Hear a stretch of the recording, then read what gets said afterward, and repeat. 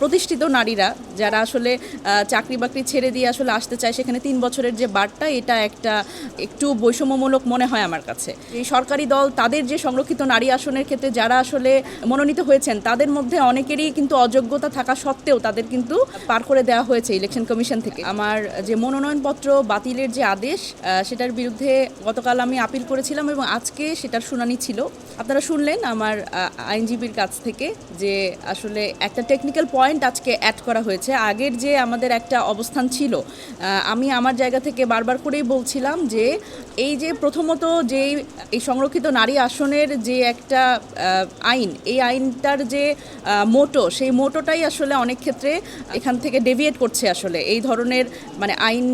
যেখানে আসলে আমাদের মতো যারা প্রতিষ্ঠিত নারীরা যারা আসলে চাকরি বাকরি ছেড়ে দিয়ে আসলে আসতে চায়, সেখানে 3 বছরের যে বারটা, এটা একটু বৈষম্যমূলক মনে হয় আমার কাছে। তো এই জায়গায় হচ্ছে বিষয়টা হলো যে সেখানে আরও একটি পয়েন্ট আজকে অ্যাড করা হয়েছে, সেটা হলো যে চাকরির যে আসলে ইস্তফা বা যেখানে আসলে আরবিওতে লেখা আছে পদত্যাগ বা অবসর, তো এই জায়গায় হচ্ছে আসলে আমি যেভাবে করে যেই প্রসেসে চাকরি ছেড়েছি সেইটা আসলে এটার মধ্যে পড়ছে না। আর সেটাই যদি হয় তাহলে আসলে সেটার ক্ষেত্রে আমরা অনুরোধ করেছি নির্বাচন কমিশনকে যে তারা যাতে এটা আরেকবার বিবেচনা করেন। তো এই জায়গা থেকে আমরা আমি যে গতকালও বলেছি আপনাদের, দেখেন আইন তো আসলে সবার জন্য সমান হওয়ার কথা, কিন্তু আমরা দেখছি যে আইন আসলে সবার জন্য সমান না, এবং নির্বাচন কমিশনও কিন্তু আসলে নিরপেক্ষ হওয়ার কথা, সকলের জন্য একই রকম বিধান তাদের আরোপ করার কথা, কিন্তু আমরা দেখছি যে সেইখানেও কিন্তু এক ধরনের অ্যানোমালি দেখছি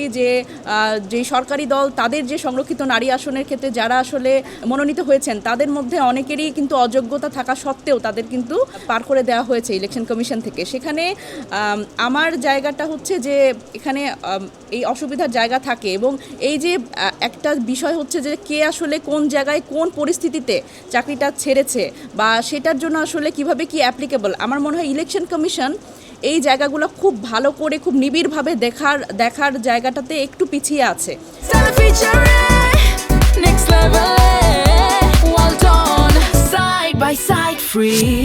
তো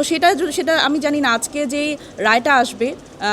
যে আদেশটাই আসবে, সেটা যদি আমার পক্ষে আসে, মানে সেটা যদি পজিটিভ হয় তাহলে তো ভালো, আর যদি নেগেটিভ হয় তাহলে আমরা হাইকোর্টে এটার জন্য রিচ করব ইনশাল্লাহ। এবং